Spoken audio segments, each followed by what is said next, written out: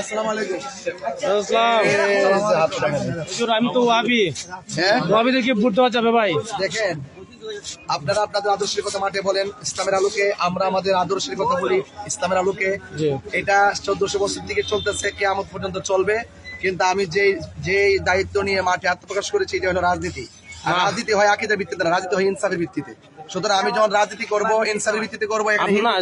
আপনি তো দলিল দিয়ে কথা বলছেন না, যারা ওয়াবি খেসে করা যাবে না, এটা আমার কথা না, এটা দলিল।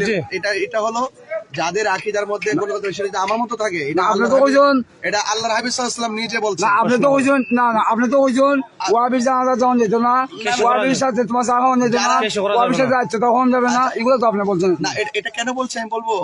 বলেন। আপনি যাদের আকীদাতে সমস্যা থাকে, যাদের আকীদায় প্রবলেম, তাদের সাথে যে সম্পর্ক রাখা যাবে না, এটা কিন্তু আমার কথা না, এটা রাসূল পাক সাল্লাল্লাহু আলাইহি ওয়াসাল্লাম উনার বুটো লাগবে।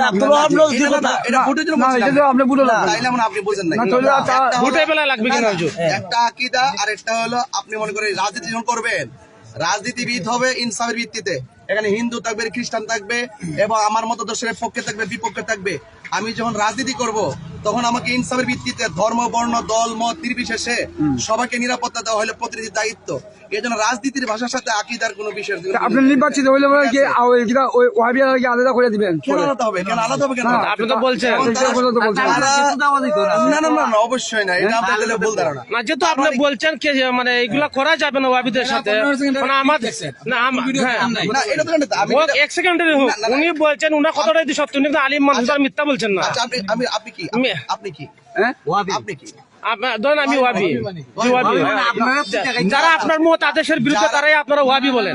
আমার মত আদর্শের ভিতরে জি, আপনার যে আকীদাতে চলেন, এই আকীদার বিরুদ্ধে যারা চলে, আপনি তাদেরকে ওয়াবি বলেন। আচ্ছা, যারা আমাদেরকে তো অনেক মাজার পূজারি বলে, তারা কেন বলে? আমাদের বিপরীতে যারা যেমন আমাদের বলতে পারে, আমরা তো খেসিবেলা আত্মীয়তা আমরা নিষেধ করি না, তাদের লেগে ঘোরা যাবে না। আমি শেষ করি, আমরা তাদেরকে বুঝে আমাদের লাইনে আনো। মানুষ তো আকীদা বুঝেন কম, এই জন্য হয়তো বুঝতেছেন না। কিন্তু আপনি যদি আলিম হইতেন তাহলে বিষয়টা বুঝতেন। যারা মাজার পূজারি বলে, তাহলে তারা যারা বলে তারা যদি নির্বাচনে আসে, তাহলে তারা কি আমাদেরকে কি ফেলে দিবে? তারা প্রতিনিধি হলে তারা আমাদেরকে দেখা তাদের দায়িত্ব।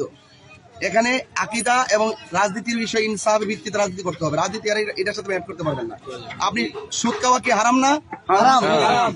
সুদ খাওয়া থেকে হারাম করে বলতে হবে না? বলতে হবে। তার মানে কি সবাই জানে হারাম কি না? আপনি হারামকে হারাম বলতে হবে, হারামকে হারাম বলতে হবে। তাহলে কি ওয়াবি যারা করে এরা হারামি করে কোনটা? আরে না, সুদ করে দেবো, ওয়াবি তো আপনি বললেন বুঝতে হবে।